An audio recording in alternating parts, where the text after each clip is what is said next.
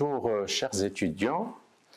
Je m'adresse spécialement aux étudiants de la filière études françaises avec un module intitulé Roman du 19e siècle, donc les étudiants du semestre 3.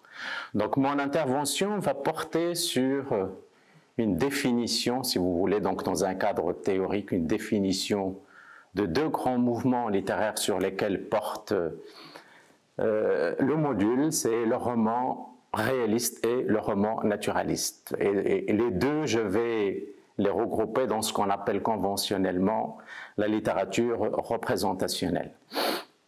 Donc on va faire un peu l'historique de ces deux mouvements qui sont placés, pour bien les situer, puisque vous avez aussi un module qui s'intitule l'histoire des idées. Donc les deux mouvements sont coincés, si vous voulez, entre le romantisme au début du siècle et le symbolisme vers la fin du siècle.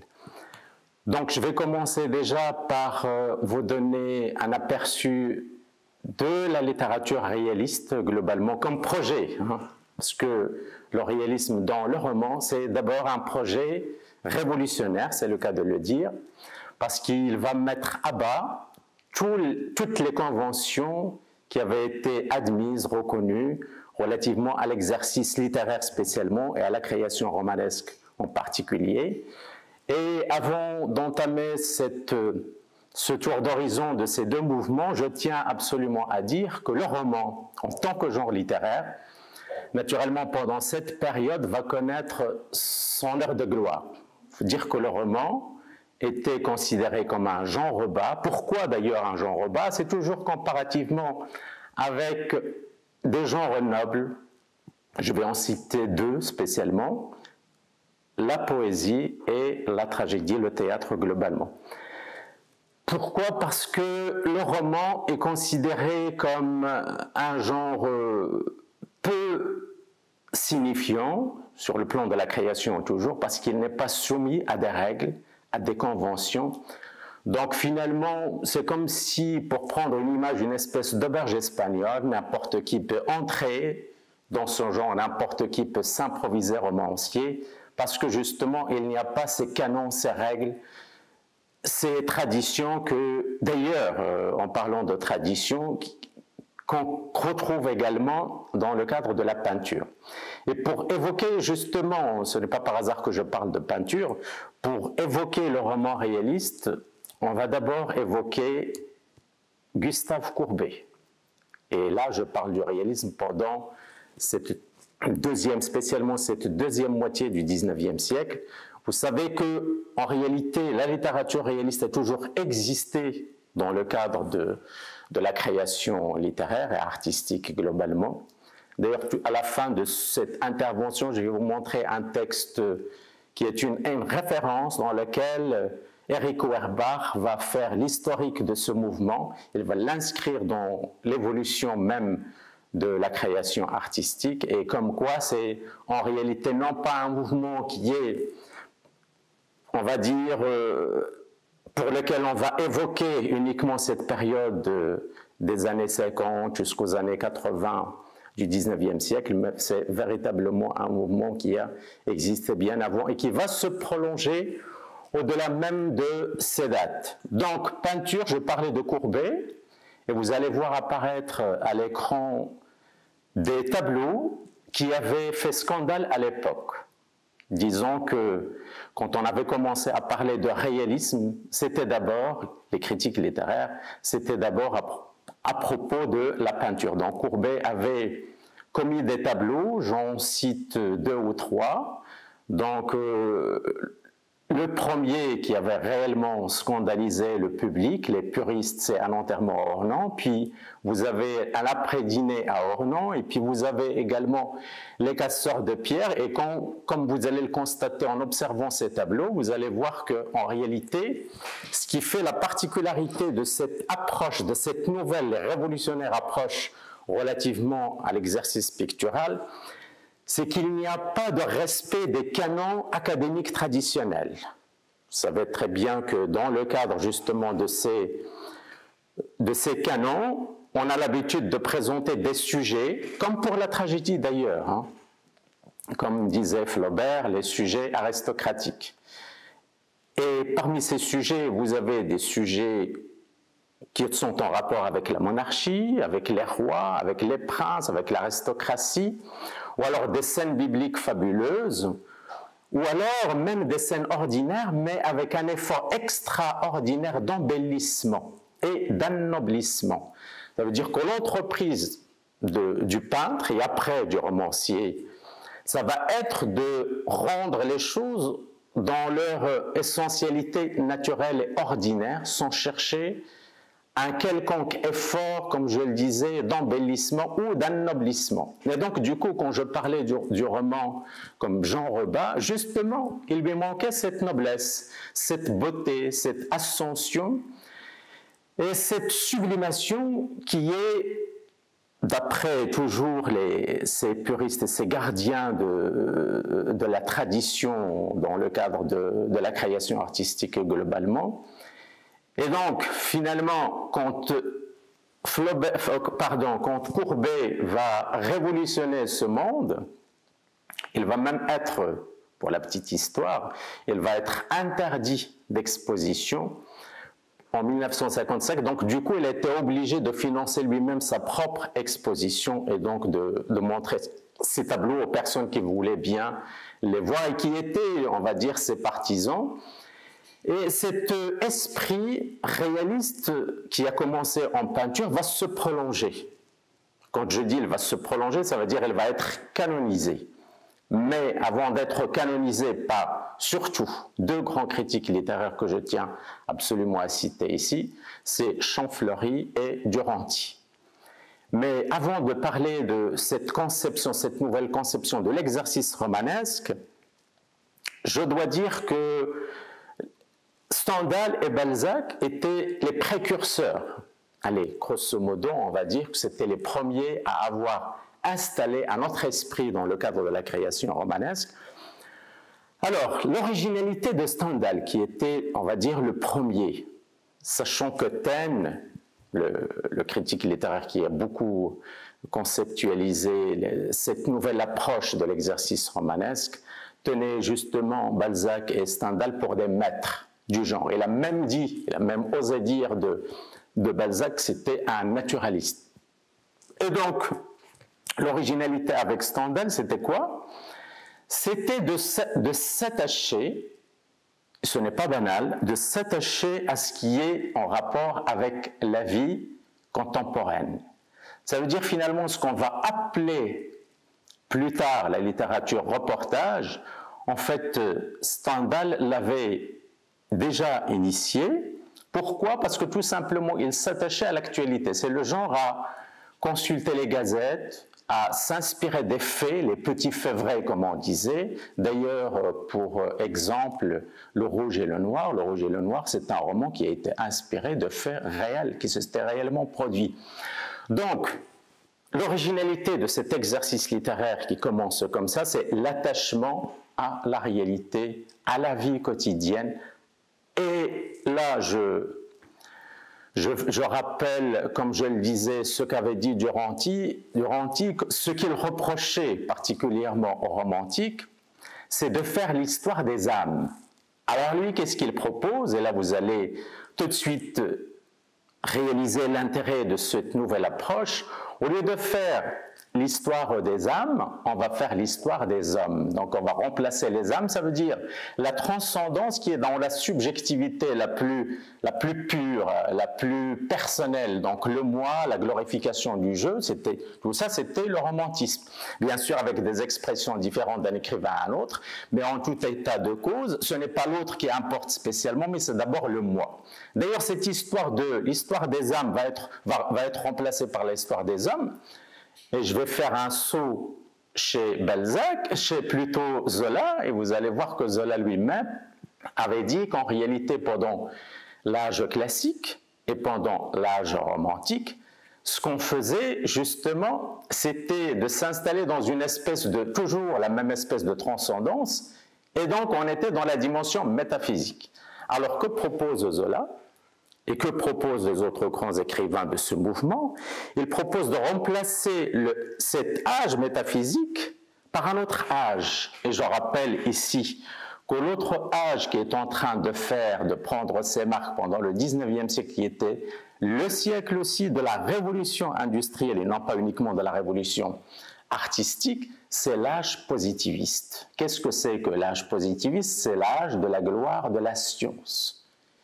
Et on va voir à la fin comment est-ce que cette glorification de la science aussi va en prendre un coup.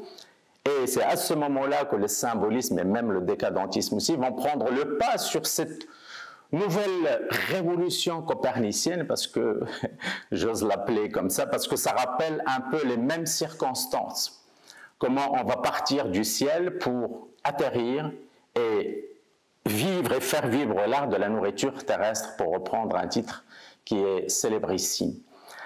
Donc, Stendhal, l'attachement au quotidien, l'attachement à la vie. D'ailleurs, vous connaissez peut-être cette image dans laquelle il parlait du roman qui devrait être comme une espèce de miroir qu'on promène à travers la nature, à travers la vie, et qui va être le reflet exact.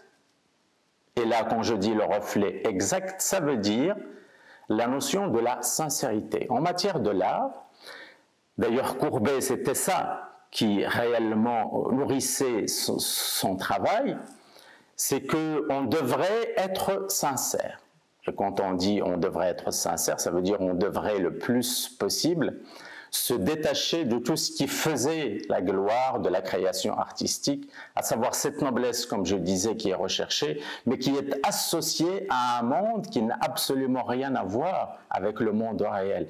D'ailleurs, les puristes, ceux qui sont partisans de cet art noble, avaient un autre argument, c'est que l'art devrait en principe permettre, pour le moins, de fuir la réalité et non pas de nous plonger dans la réalité.